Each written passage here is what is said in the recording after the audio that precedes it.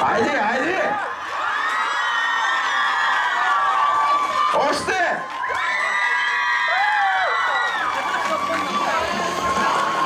Момчетата имат нужда от подкрепа!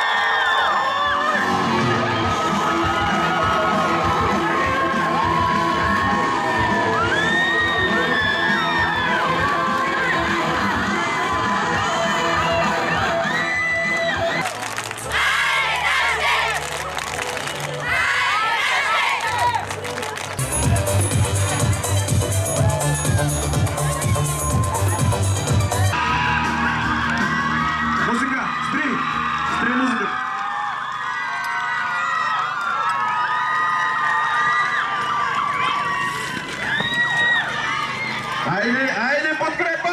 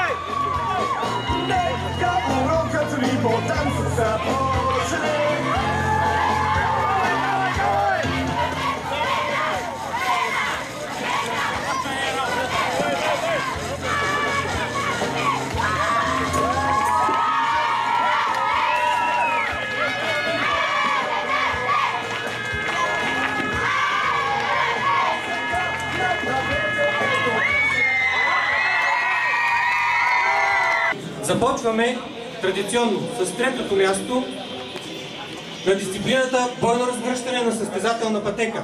Трето място завоюва спортно училище Васил Левски, град Пловдив. За постигнато второ място в дисциплината бойно разгръщане на състезателна пътека в турнира на МПЛ Млад Огнеборец за купа Свиленград.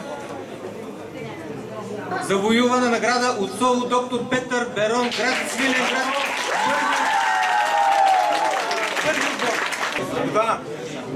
И капитана на отбора взима купата и комплекта грамоти за отбора.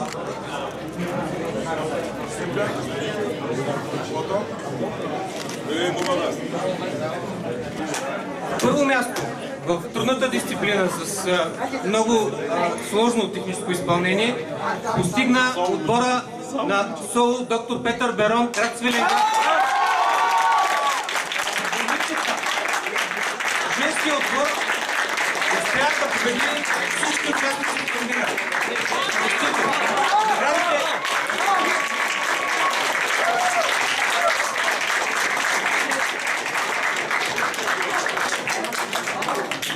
Наградата ще им връчи естествено директора на тяхното училище, господин Мариан.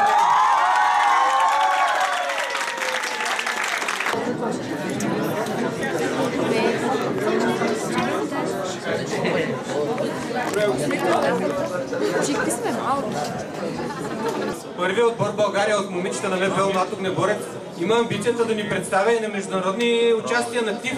Така че препоръчвам на всички колеги, които се занимават с младите огнеборци, да мислят и за други отбори от момичета.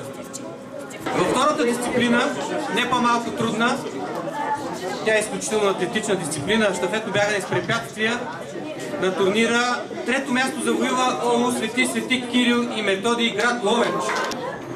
Второ място в дисциплината щафетно бягане с препятствия завоюва отборът на СОУ Димчо Дебелянов, град Варна.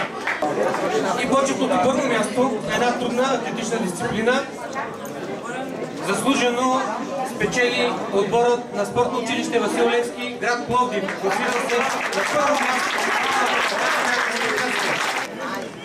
Победителите, комплексното класиране на днешния турнир за купата на град Свиленград, както казват у дома и стените помагат, но подготовката е много важна.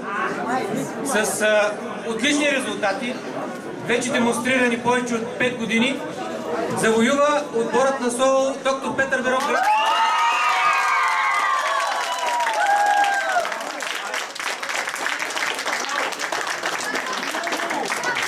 Искам да отбележа, че този отбор миналата година във Франция донесе най-добрия резултат на България до момента.